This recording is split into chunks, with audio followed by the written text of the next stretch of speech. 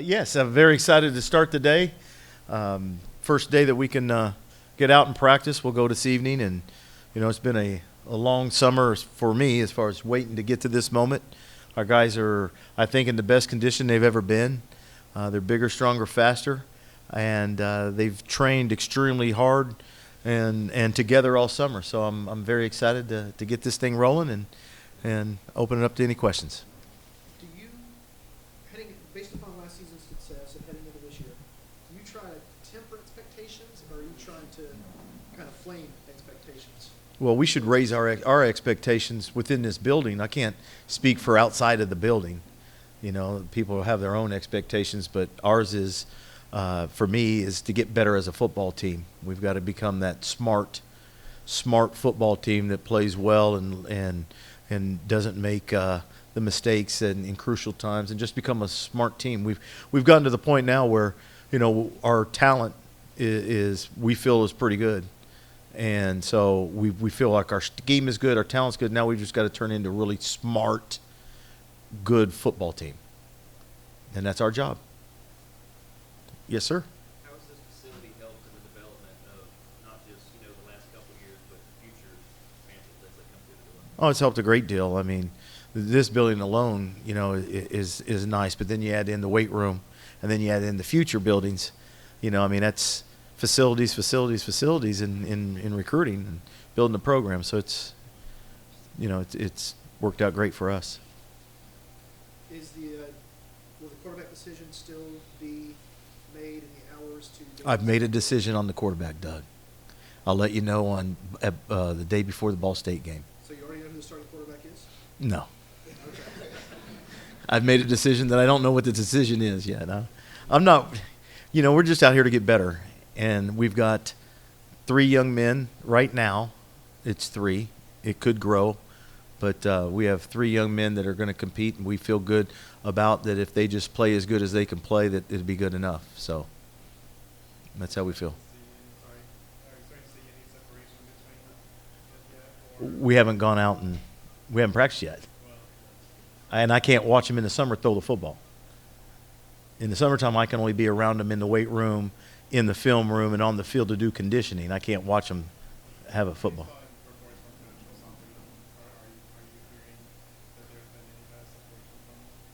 I only go off what I see, so I don't wait for reports. I'll see. I got plenty of time. We'll see what happens in the next few weeks.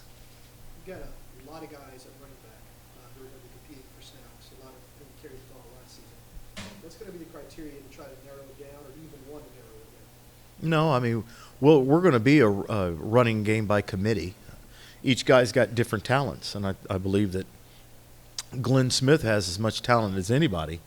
He can be a receiver, he can be a running back. He's just getting better and better every day as a running back. Taz Bateman had a great spring, and he's a good running back. Kyler Neal is a good back. DeMarcus Kirk's a good back. Darius Stubbs is a good back.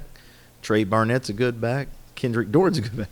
So we're going to find a way to get guys on the field and utilize their talents. That's our job to do. So that'd be a big thing. Now, I can't predict that one guy's going to carry it 25 times or 30 times, and they all have different talents, and we're going to try to find a way to utilize those talents.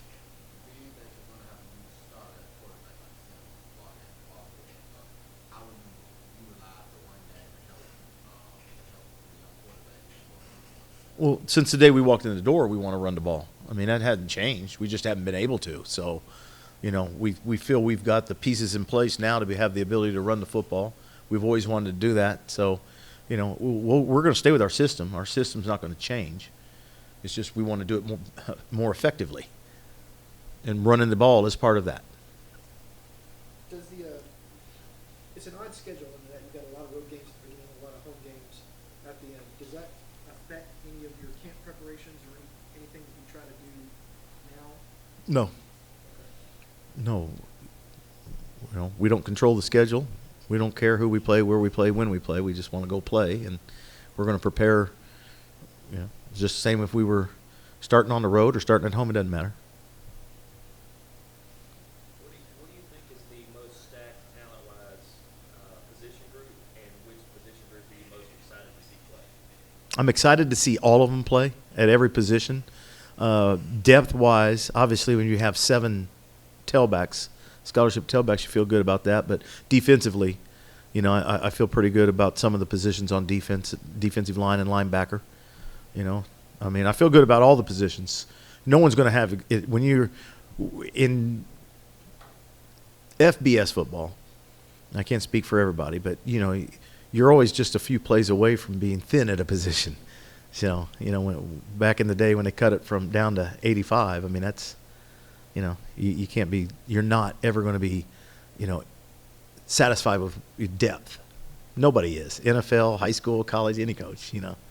But I feel good about our whole football team. I think we've got a really good football team, and it's our job as coaches to get them to play smart and be a smart football team, good football team.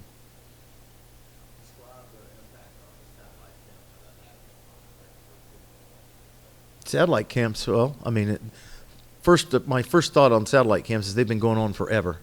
They didn't get any publicity until James Franklin and Georgia State University decided to do it in the SEC country. But they've been doing satellite camps in Texas and California since I first started coaching a long, long time ago. So that's always been going on. Satellite camps are great opportunities for our young men out there to earn scholarships. It needs to get under control. This past summer was out of control because they allowed third parties to get into it, and third parties have never been able to be a part of it. We'll get it all figured out, but they need to happen for the opportunities for young men, and then for us. We've got guys like Penny Hart and Aaron Winchester and a lot of guys on our team that were in no satellite camps that we were able to identify and get here on our campus. So we'll always be a proponent for it, and I think every mid-major in the world is. Certain schools, universities don't have to worry about them because they don't ever have to leave their campus, but that's not the way it is for some of the mid-major, non-power, or group of 5, whatever you want to call it, non-power 5 schools, and even some power 5 schools. You look at a Washington State, just because of the amount of people that are in Pullman, Washington area, they need to be able to go somewhere and do it. So it's always been done, and it's hopefully it'll continue. Any injury updates or position changes that y'all decided during the summer that you're going to try out camp? Position changes. Kai Anderson has moved from running back to corner. Injuries. We actually have Jonathan Affetti, one of our freshman wide receivers, had to have surgery on his wrist. He could make it back by the beginning of October. He might make it back by then. He might not. I don't know. But other than that, we have no one on the side other than Jonathan. Is it a football-related injury or just something? No, it's just it's kind of weird. They don't know how it happened. It was just a ligament in his wrist. It's not a major deal. It's not major reconstructive surgery. They fixed it so it didn't ever have to get to that. We're very proactive. Yeah. You guys have taken, if you look at today, last year, a lot of fans were calling for your head for your job. I know as a coach it's difficult to look back, but have you at least taken one day this offseason to just reflect how much this program has progressed since you got here? Well, as far as the first part of that statement, I didn't know that was going on, so it doesn't affect me. I don't pay attention to those things. We're just focused on football and family. So reflection, no, I don't sit back and reflect. I'd be honest with you, when I have a little free time, I sit back and reflect on how fast my children are growing. That's about it. I'm always looking ahead when it comes to football. You sit back and you look back, then you're going to get caught. And you got to look forward. Are there any updates on the coaching staff? No. Status same as every day. Will Jags be in camp, or is he still out? He's still out. He's dealing with some family issues. The true freshman, which of the true freshmen, based upon needs, might get a chance to get some snaps with first or second team in camp? I have no idea, Doug, until we put the pads on. It's one. But we've got to see them all together and getting in game situation. We'll see. There'll be some guys that have worked their way into being ready to play, and there'll be some guys that might redshirt. So until we really get going and we have practices in football pads and they're not running around in shorts all, pretty and everything, and they've been hit a few times, then we'll see. Did everybody report? Everybody's here. Yes. How will you monitor the amount of feedback you all off the How the okay, I couldn't hear you. How will you monitor the amount of hitting that goes on off Well, all that has been planned out months ago. So we monitor every day. I mean, the schedule that we do, the way it's done is everything that we do today and through camp, all that stuff was done in probably May. I mean, it's all we had to do was walk in the door and pick up the papers and the scripts and start calling the plays. So every practice and everything's well thought out of how many days you hit, how many days you give them recovery, how many days you scrimmage. All that's been planned, and that's pretty standard everywhere. Nobody's any different than that. What is something that you're teaching kids off the field as a head coach? Because sometimes those head coaches are idolized as father figures. So what are you implementing in the kids that's coming up in life and just give them general knowledge besides the game to just help them relate better so they can Well, we try to educate our young men about it. I personally try to educate them about everything. There's one of them right there. You can ask them. But we'll talk to them about social media, how you handle yourself, thinking about before you hit send. We'll talk to them about drugs and alcohol and steroids and obviously no means no when it comes to females, and how you respect everybody, whether what gender they are, what race they are, everything. We'll bring in the police to talk to them. We'll bring in people to talk to them about etiquette, what fork to start with, when to use your napkin and how to use it. I mean, we bring people in about banking, direct deposit, and how to write a checkbook, and manage your credit. I mean, everything. This is a full life skills program. So even to the point of fellowship. We call it fellowship, FCA, religion, whatever you want to call it. I don't force my views on people, but we bring people in to have non-denominational, meetings and discuss everything. So we cover everything that you can think of and we even have some young men that one of them is getting married and just had a GA get married, and we talk to them, bring them in and educate them on fatherhood and what it's like to be a good husband. Those kind of things. So obviously we bring people in. Ask my wife. We bring people in to discuss it with them. I don't educate them on that. You're evaluating your recruit, and obviously I'm talking about the size talent. Because you posted broadly about the kind of character of players that you're going to bring in. He can recite it for you. But Smart, tough, good character, who love the game. Okay. what characteristics specifically are you? Because that's got to be hard to evaluate. And I'm asking, considering the news that we've heard this year still with Baylor, Alabama, some other programs. I've seen Bill talk about the issues of those new programs. But how are you evaluating the character as a person to say that this is a good person that fits that? Well, we do the best that we can and this is in defense of any college football coach out there. With the way the rules are now, you're so limited with the number of contacts that you have with them. It's very difficult. So you have to take your time, spend a lot of time researching with other people that know the young man.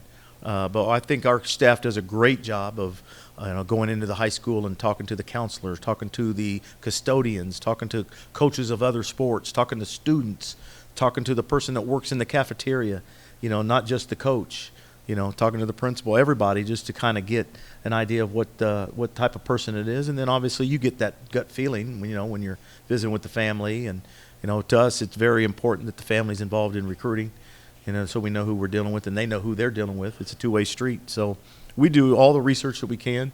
And then it comes down to trying to get to know kids. And obviously I'm a firm believer that they're good, Everybody starts with an A with me, and if you don't get an A, you earn something less. So, we work with them, and we try to find out as much about them and spend as much time as you can and communicate and go from there. It's young people are going to make mistakes. They are.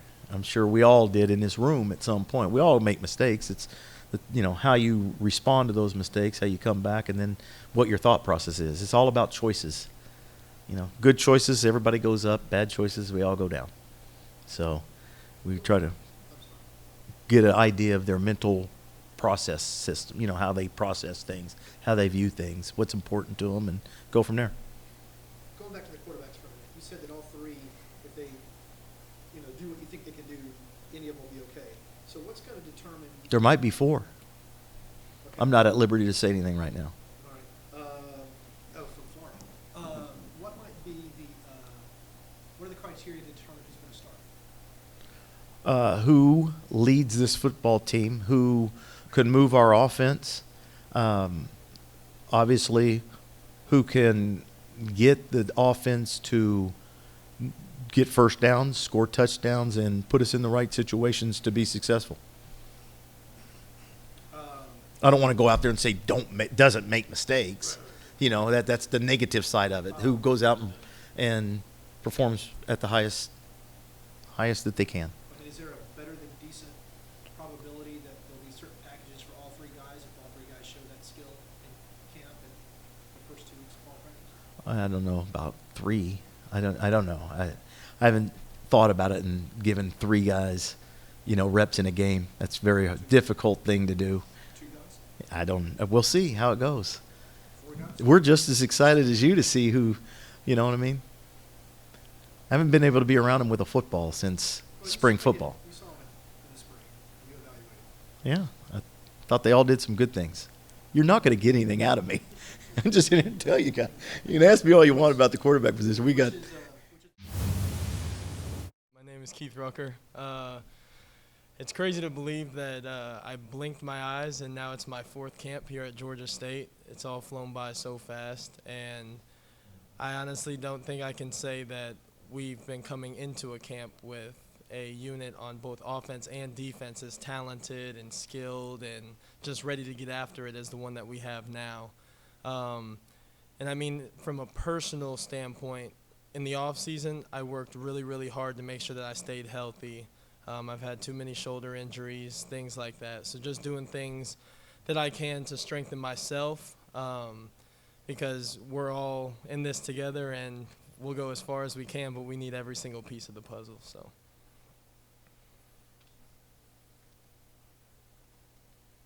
At the end of the season last year, I asked you about Nick, and you talked about him as a leader. And you're seeing as a leader of the team this year. What did you learn from Nick and others from last year, and how are you different from him as a leader? I learned a different perspective of, I want to say, brotherhood and having somebody's back, because if there was ever a time where you felt alone or felt like you couldn't get through something, Nick was right there behind you, and he was always there to push you. And you talk about dedication. Nick Arbuckle had, he had enough dedication for the entire offense last year. You saw how he led us since he even stepped in this door.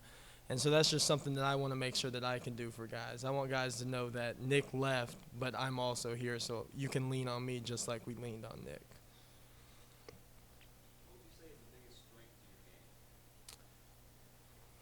to your game? I like to think that I have some pretty solid hands. Anytime a ball is thrown my way, there's nothing that anybody can do to keep me from catching it. That's definitely a mindset for me. When I go into a game, I know if the ball is coming my way, it's my job, my responsibility, and all my teammates are counting on me to catch the ball. But I also like to think that I'm getting a lot better in the blocking game. From freshman year to now my senior year, I've gotten bigger, and I've really been working on the run blocking because I have to get dirty sometimes too at the tight end position. So. My favorite act of community service would have to be when we go to Children's Hospital. Those kids, it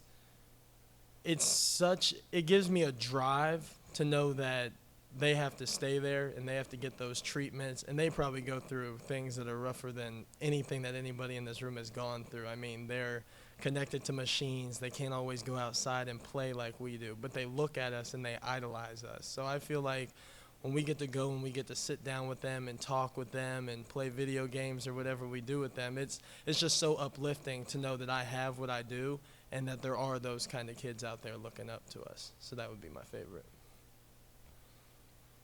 you evaluate the quarterbacks for me? Three guys. Connor Manning, newer guy, came from a bigger program. He's the first time I saw him throw the ball and talk to him and everything like that, he kind of reminded me a little bit of a Nick, but I mean, Nick is a Nick. You can't replace a Nick Arbuckle. And then Aaron Winchester, he's a young guy, very level-headed, has all the smarts that you need at the quarterback position. He's a really good athlete, so he gives you more of an option with the run or the pass. He can tuck it and get upfield and do things with his legs as well. And Amir Scaife, he is one of the most, I want to say, fit quarterbacks that I think I've been around. His arm strength is outstanding. He can also do things with his legs. And once he just puts all the pieces together, he's going to be someone to really watch out for. But, I mean, in whole, all of our quarterbacks, they all complement each other in some way. Connor is more one of those guys that'll put the ball right on the money. And he can help our younger guys, as in Amir and Aaron. He can help them with their throwing accuracy and what they need to do, their footwork. And then with the reads, I think Aaron Winchester is one of our better guys with the reads, and so he can benefit Connor and Amir with the reads. So, I mean, they all complement each other, and there's no telling who it's going to be when that first game rolls around. But I have no doubt in my mind that all three of those quarterbacks have what it takes, and they can get the job done. And if they couldn't, they wouldn't be here. So.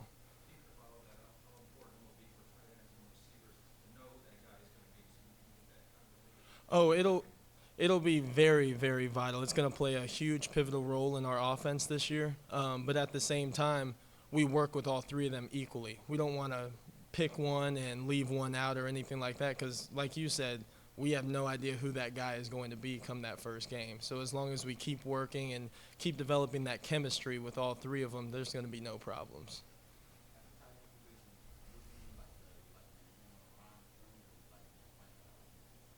I actually I might not seem like it, but I like getting physical sometimes. So it's kind of cool to be inside and know that at the same time, the guy across from me doesn't know whether I'm running or whether I'm going to try to put him on his butt. But I do like being connected, and that's another thing. Like, I have that bond with the receivers because I have to work on my routes and everything. But then I have that bond with the O-line, and everything starts up front. So me feeling like I can be a part of what's happening up front to get our run game going and just to make sure that we can have a successful offense, it means a lot. So. And can you discuss the progress you've seen from Ari Woods at tight end, from spring practice through all season workouts? Yeah, and I didn't really know much about Ari because I'm not a Georgia guy, but I started watching his film even before he got here, and then when I found out he was going to get here, he looked a little bigger on the film, but he was really a receiver, and he weighed about 205 pounds, and now he's officially moved to that tight end, and he was one of the guys last year, and just the changes that he's made to his game to go through with that, he's used to being split out all the time, so coming in and trying to block is something new for him. But then again, this offseason, he was one of those guys that was always on the field working because he knew that the team needed him at tight end, and so he accepted that, and he's starting to make that change. And he's getting bigger, stronger, but he's keeping his speed as well. So.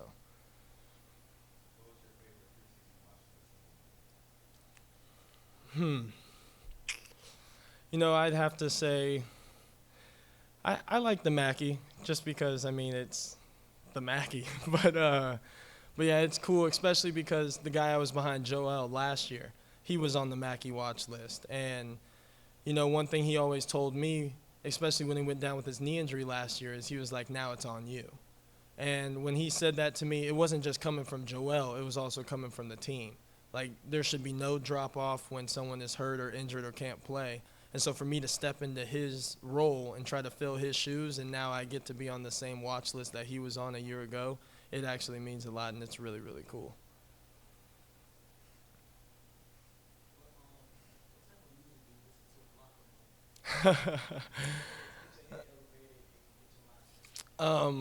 My dad is, and he's my dad, so he's a little older, but I've always listened to, the Boys to Men, stuff like that. And I listened to Biggie and just some older stuff. But then at the same time, you know, we're a team of variety, so we're into like everything. But if I had to specifically say, it'd probably be country. I like my country. Which what you guys got that confidence last year that you started to play some good football. What change have you seen in your confidence and the team's confidence, and when do you think that change happened? The change in that confidence happened. So we won against Ball State, and then what was our next game? Arkansas State, where we were up and then ended up losing the game. But when we came back on that Monday, you know, we were sitting in these seats right here, and we were talking to Coach Miles, and he said, you know, you can win these last 4 and actually have a shot, or you can just drop it, finish the season out however you want to finish it, and that'll be that. And I think everyone really bonded together over the word trust that Coach Miles mentioned. And when he used that word, you know, everyone's eyes just lit up, and they said, oh, yeah, we got to trust each other. And so that led to the O-line doing their job, and everyone trusting the O-line would do their job. Then our offense started kicking off. And then the D-line did their jobs, and everyone else was playing well around them. So trust was definitely the biggest thing. And when I realized that everyone else was starting to pick up the intensity and take it that way, I think that's what rubbed off on me. And so I just went out there and I played, and I knew that I could trust them and they would trust me. So. What is your favorite part of this facility, and how does it help you progress as a athlete? My favorite part would be the training room, because it seems like I'm in there all the time. But I have to prehab and rehab. You know, I'm healthy now, but I'm doing the prehab just to make sure that those things that I had don't happen again. Because like I said, the guys are trusting me to do my job, and they can't trust me from the sidelines. So I got to make sure I'm out there and I'm healthy.